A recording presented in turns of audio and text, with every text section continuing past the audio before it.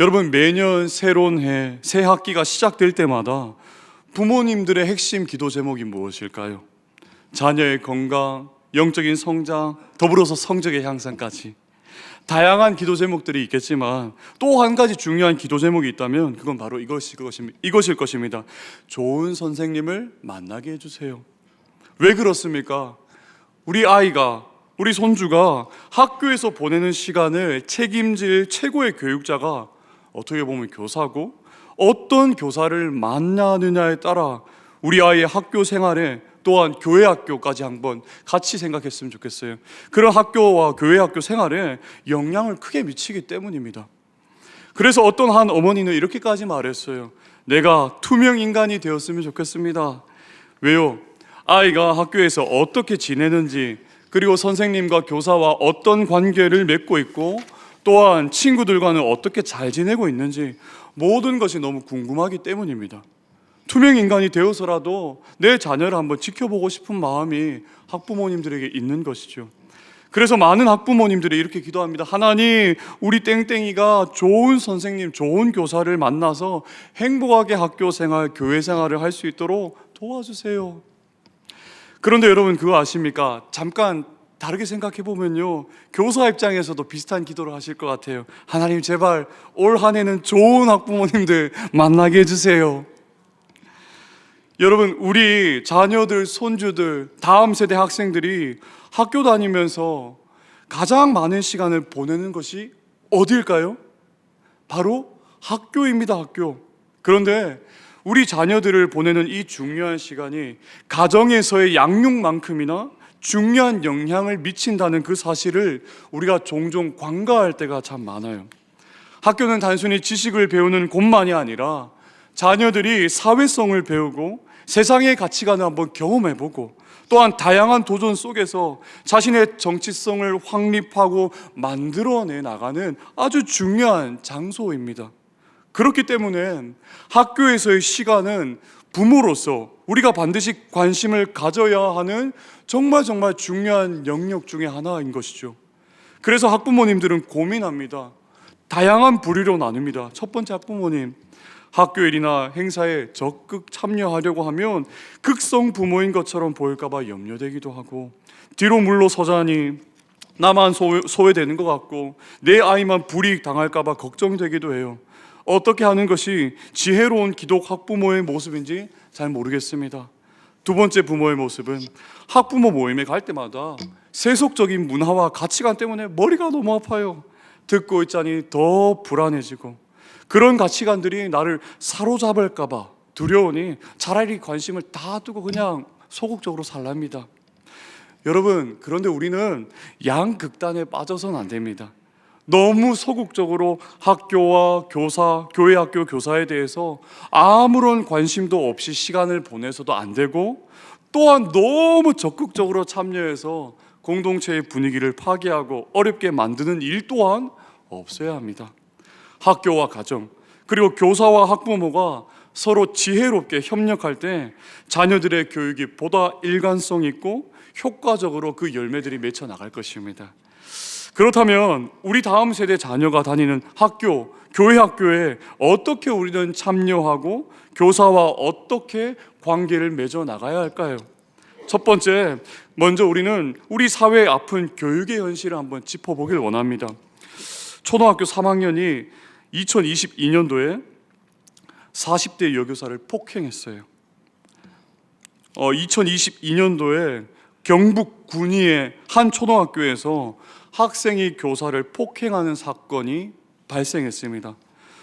단순히 친구들과의 다툼에서 시작된 그런 일이었지만, 교사가 중간에 들어가서 중재하는 그 과정에서 학생은 왜 선생님 내 편을 들어주지 않으세요? 라고 하면서 교사에게 폭력을 행사했다는 거예요. 결국에 이 교사는 정말 큰 충격으로 병가를 내서 한동안 출근을 하지 못했다고 합니다. 여러분, 이건 단순히 이 한 학교에서만 일어난 사건만이 아닙니다. 교육부 통계에 따르면 교권 침해 사건은 매년 증가하고 있다고 합니다. 교사들이 학생이나 학부모들로부터 모욕을 당하거나 폭행을 당하는 일도 흔해지고 있습니다. 여러분, 그렇다면 현재 우리가 만나는 학교 교사와의 관계는 어떻습니까? 한번 그림 한번 띄워주시겠어요? 여러분, 앞에 그림을 보면 우리의 현재 모습이 더 잘 보입니다. 하나님께서는 가정에게, 부모에게 주신 교육의 주체로서의 그 본의를 회피하고 있고, 학교는 하나님과의 그 교육, 그 능력의 주권, 그 주권 주신 것을 또한 거부하며, 가정은 학교와 교사에 대해서 무관심하고 신뢰하지 않으며 소통을 하지 않고 있는 모습들이 참 많다는 겁니다. 여러분, 이렇게 하나님과 가정과 학교가 함께 연결되어 있지 않고 서로 분리된 채 교육을 받는 자녀가 어떻게 하나님 나라를 세우는 일꾼으로 바르게 성장할 수 있겠습니까? 하나님은 여기에서 우리가 어떤 모습을 취하기를 원하실까요? 세속에 물들지 않기 위해서 학교와 교사와 완전히 분리되어서 살아가기를 원하실까요? 여러분, 그리스도인에게는 세 가지 문화관이 있습니다. 첫 번째, 격리적인 문화관, 두 번째, 동화적인 문화관, 그 다음에 세 번째, 변혁적인 문화관입니다. 세상과 벽을 완전히 쌓는 것이 격리적인 문화관이고, 세상과 구별됨 없이 그저 똑같이 살아가는 것, 동화되는 것이 동화적 문화관이고, 하나님의 뜻을 쫓아서 세상 안에 있으면서도 담대하게 세상을 새롭게 변화시키는 변혁적인 문화관이 있습니다. 자, 퀴즈입니다. 이 세 가지 중에 하나님이 가장 기뻐하는 것이 무엇일까요? 3번, 네, 변혁적인 문화관입니다. 여러분, 오늘 우리가 함께 읽은 본문이 이 주장을 뒷받침해 줍니다. 마태복음 5장 13절에서 16절의 말씀, 우리 다시 한번 읽어보도록 하겠습니다. 시작. 너희는 세상의 소금이니 소금이 만일 그 맛을 잃으면 무엇으로 짜게 하리요? 후에는 아무 쓸데없어 다만 밖에 버려져 사람에게 밟힐 뿐이니라. 너희는 세상의 빛이라. 산 위에 있는 동네가 숨겨지지 못할 것이요, 사람이 등불을 켜서 말 아래에 두지 아니하고 등경 위에 두나니 이러므로 집 안 모든 사람에게 빛이 있느니라.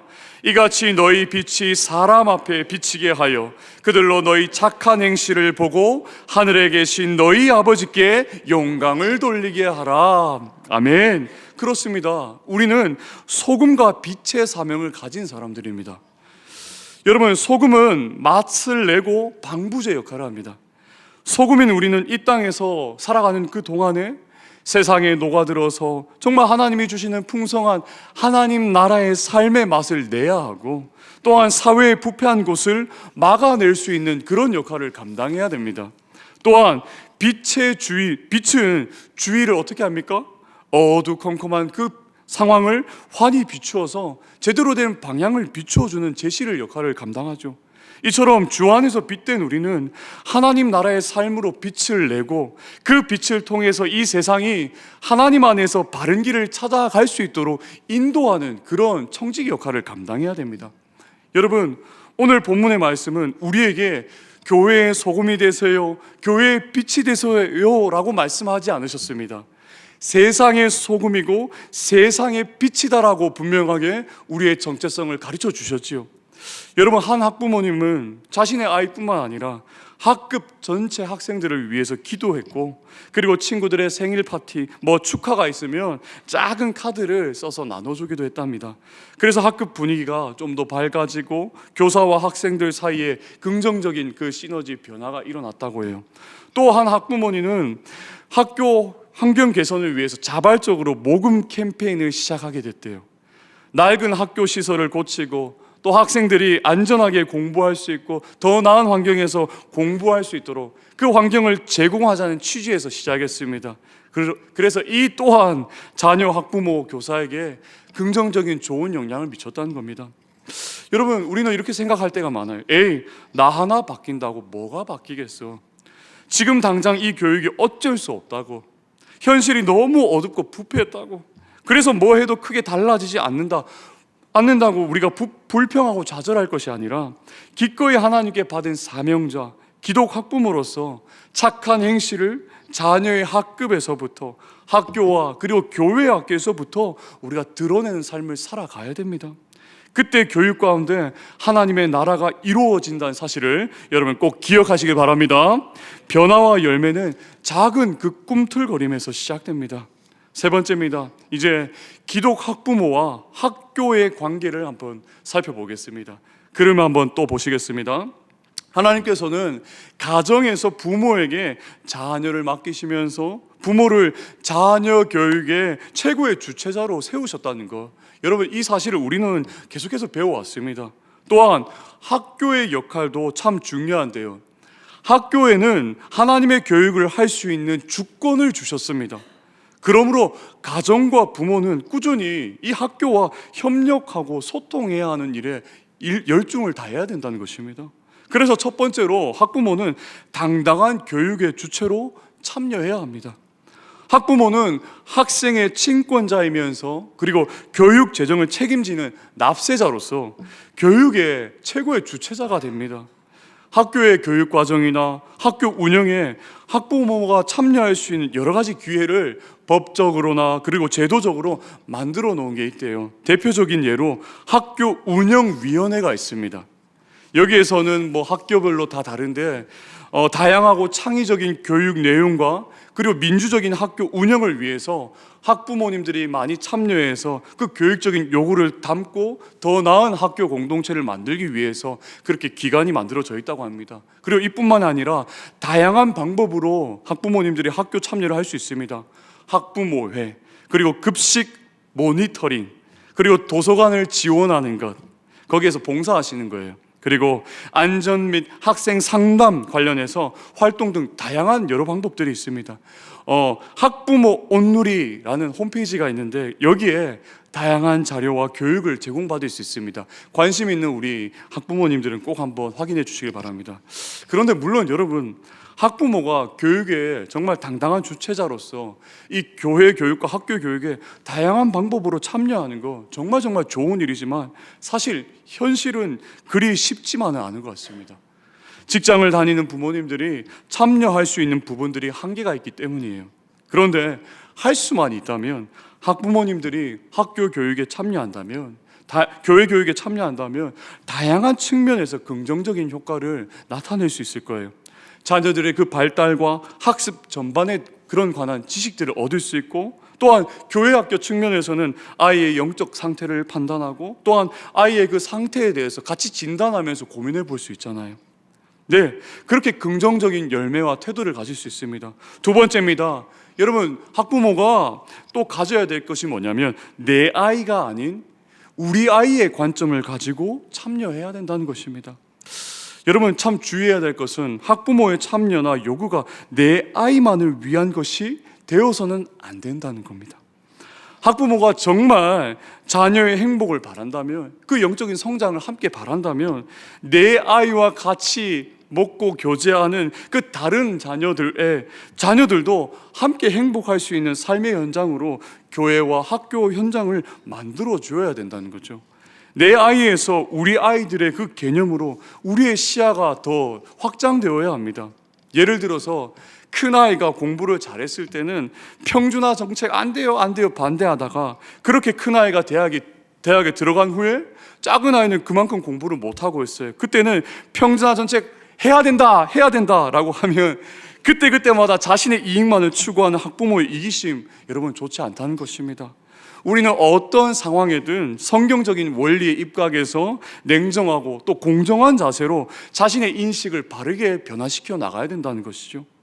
여러분, 저번에도 제가 말씀드렸는데 내 아이 옆 친구가 행복해야지 우리 사랑하는 자녀들도 행복하다라고 말씀드렸습니다.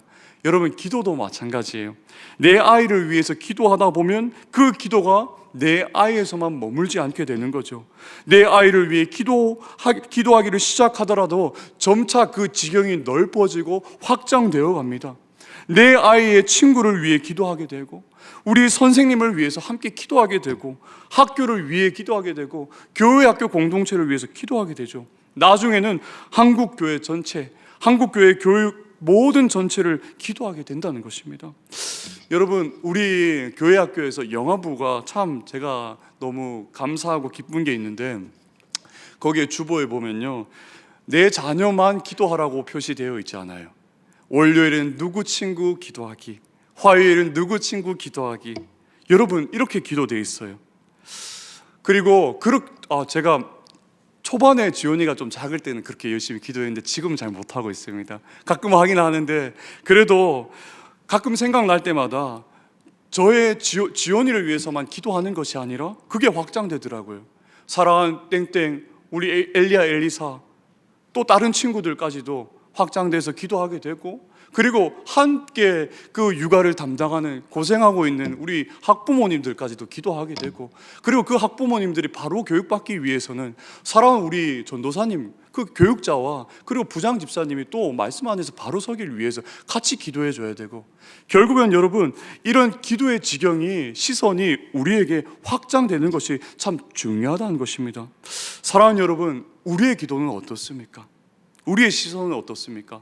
혹 내 아이만을 위해 기도에만 머물러 있지는 않습니까? 우리의 기도의 지경과 사랑의 지경이 주변과 온 열방까지 확장되는 그 은혜가 넘치는 성동의 공동체 되시기를 주님의 이름으로 축복합니다. 마지막, 여러분, 교사와의 관계도 너무너무 중요해요. 첫 번째, 협력적인 관계를 우리가 형성해야 됩니다. 교사와 학부모의 그 원만한 관계는 자녀 교육에 있어서 매우 중요해요. 정말로 학부모는 교사에게 내 아이에 대한 많은 정보를 줘야죠. 그래서 그 정보를 교사가 받아야지 우리 자녀를 좀 더 세밀하게 판단하고 또 교육하고 돌보며 더 깊은 이해로 사랑하는 자녀를 도와줄 수 있는 거죠. 그리고 협력하면서 대화를 더 깊게 하다 보면 아이의 학교 생활과 교회 생활에 대한 정보를 더 풍성하게 얻게 되겠죠. 그리고 교육에 대한 더 나은 이해를 우리가 할 수 있게 된다는 것입니다. 결국에는 교사와 학부모의 솔직한 대화, 그 대화를 통해서 아이에게 보다 적절하고 효과적인 교육을 이루어낼 수 있는 것입니다. 그래서 교사와 그리고 교회학교 교사와 그리고 담당 교육자와 함께 자녀들의 그 상황과 현실, 그 문제들에 대해서 같이 고민하면서 이야기를 나눠야 된다는 겁니다. 그런데 여러분, 우리가 대화할 때 어떻게 해야 됩니까? 뭔가 내가 목적 달성을 위해 정말 이해타산적인, 정말 계산적인 관계로 우리가 모여야 됩니까? 아니죠. 서로 이해하고 협력하고 인격적인 그 사랑의 관계 가운데 우리가 만남을 함께 해 나가야 될 것입니다. 왜냐하면 이런 관계가 더 우리의 관계를 지속적으로 건강한 만남으로 만들게 되기 때문입니다. 상호 신뢰를 기반으로 이야기를 나누는 것이 참 중요합니다. 두 번째입니다. 여러분, 교사의 권위를 인정해야 됩니다. 부모들은 무엇보다도 교사는 내 아이를 위해서 하나님이 그 자녀 위에 세워주신 그 주권자, 그런 세워주신 분이라는 생각을 가지고 교사의 권위를 인정하고 존중할 수 있어야 돼요. 만약 여러분 한번 생각해 보십시오. 교사의 권위가 땅에 떨어질 때 교사의 교육과 영향력이 어떻게 되겠습니까? 무기력해집니다. 교사로서 자긍심을 갖지 못하는데 어떻게 자녀들에게 정말 열성과 열정을 다해서 여러분 교육하고 가르칠 수 있겠습니까? 그래서 부모님들이 자녀 앞에서 교사의 권위를 높여야 될 이유가 여러분 여기에 있어요. 사랑하는 내 자녀들을 위해서라도 자녀 앞에서 교사를 비하하는 말이나 행동들은 절대 삼가해야 돼요. 부족한 교사가 있다면 참고 기다려주며 기도해주는 그 지혜가 여러분 나와 우리 자녀와 우리 공동체에게 더 필요하고 더 귀한 열매를 맺는다는 사실을 꼭 기억하시기 바랍니다. 세 번째입니다. 자녀의 결점 듣기를 두려워하지 말아야 돼요. 간혹 교사와 자녀 문제로 상담할 때 자녀의 결점을 듣기 싫어하는 분들이 있어요. 그런데 교사는 가정에서 학부모가 볼 수 없는, 정말 볼 수 없는 자녀의 또 다른 모습들, 정말 집단 속에서 이 자녀가 어떻게 살아가는지 객관적인 모습을 여러분 교사들은 볼 수 있습니다. 학부모는 교사들을 통해서 내 아이에 대한 그 객관적인 자료를 여러분 사실적으로 얻을 수 있고 교사의 충고를 그래서 진지하게 받아들일 수 있어야 돼요. 우리도 참 부족하지만 모든 아이들이 아직 미완성 존재이기 때문에 문제점이 있는 것은 당연한 사실이고, 이를 바르게 교육하기 위해서 부모가 문제점, 내 자녀의 문제점 정말 아프지만 정확하게 알고 들어야 된다는 거죠. 객관적인 자기 인식이 여러분 우리 모두에게 너무나도 필요합니다. 그런데 부모님이 너무 저항을 하게 된다면 결국엔 교사는 끝까지 학부모에게 아이의 진짜 문제점을 말하지 못하게 돼요. 그래서 결국엔 자녀는 정말 참된 교육의 그 기회를 잃게 된다는 것입니다. 네 번째입니다. 여러분 교사들에게도 칭찬과 격려가 참 필요합니다. 아이들에게도 칭찬과 격려가 필요하고 참 중요하듯이 교사에게도 칭찬과 격려가 필요합니다. 아이에게 문제 있을 때만 찾아가서 교사에게 그렇게 요구하는 것이 아니라 정말 작은 것에라도 감사할 일이 있을 때 정말 지나치지 않게끔 표현하는 것이 정말 중요합니다. 물질을 바라는 게 아니라 진심이 담긴 쪽지, 그리고 문자 메시지가 정말 큰 힘이 되더라고요. 다섯 번째입니다. 교사와의 갈등을 지혜롭게 대처해 나가야 됩니다. 노력해도 관계에는 여러분 갈등이 생기기 마련이죠. 교사의 잘못이 분명해 보이는데도 교사가 인정하지 않을 때도 있습니다. 네, 교사도 부족하고 연약하기 때문입니다. 그때 세상은 외칩니다. 보복의 원리로 가야 된다는 거죠. 그런데 우리는 세상의 원리를 따르지 않고 주님의 길을 택하는 사람들입니다. 로마서 12장에 이렇게 말씀합니다. 할 수 있거든 너희로서는 모든 사람과 더불어 화목하라. 너희가 친히 원수를 갚지 말고 하나님의 진노하심에 맡기라. 선으로 악을 이기라 라고 말씀하고 있고, 에베소서 4장에 분을 내어도 죄를 짓지 말며 해가 지도록 분을 품지 말라고 분명하게 말씀하고 있습니다. 하나님을 신뢰하며 우리는 이 문제 상황 가운데 하나님께 맡기는 지혜가 필요하고, 또한 도무지 이해가 되지 않을 때도 우리가 감정의 홍수에 사로잡혀서 그 감정이 이끄는 대로 내 생각을 말하고 행동하는 것이 아니라 정말 주께서 주시는 마음으로 교사와 대화하며 함께 하려는 그 노력이 우리에게 참 필요합니다. 여러분, 문자와 메일, 카톡보다도 우리가 대면하는 게 참 힘들잖아요. 그런데 용기가 필요해요. 문자와 메일, 그런 카톡보다도 더 좋은 것은 대면에서 서로의 눈빛과 호흡을 느끼면서 표정을 보면서 대화하는 것이 가장 바람직합니다. 정말 어렵지만 우리는 피하지 말아야 됩니다. 자녀의 교육, 자녀의 영적인 성장, 삶의 더 나음을 위해서 노력하는 부모가 되어야 합니다. 이제 강의를 맺겠습니다. 교육은 교사와 학생, 학부모가 함께 연주하는 정말 아름다운 협주곡과 같습니다. 서로를 배려하면서 공동 연주자로서 각자의 역할을 우리가 충실하게 감당해 나갈 때 아름다운 하모니를 이루듯이 교육도 마찬가지입니다. 우리가 함께 노력할 때 하나님의 뜻이 우리 아이들의 학교 현장, 교회 학교 현장에서도 그 뜻이 이루어질 줄로 믿습니다. 여러분, 지금 당장 내가 시작할 수 있는 작은 행동이 도대체 무엇일지 한번 생각해 보면서 이를 우리가 함께 실천하면서 학교 공동체, 우리 교회 학교 공동체를 변화시켜 나가는 빛과 소금의 부모님들 되시기를 주님의 이름으로 축복합니다.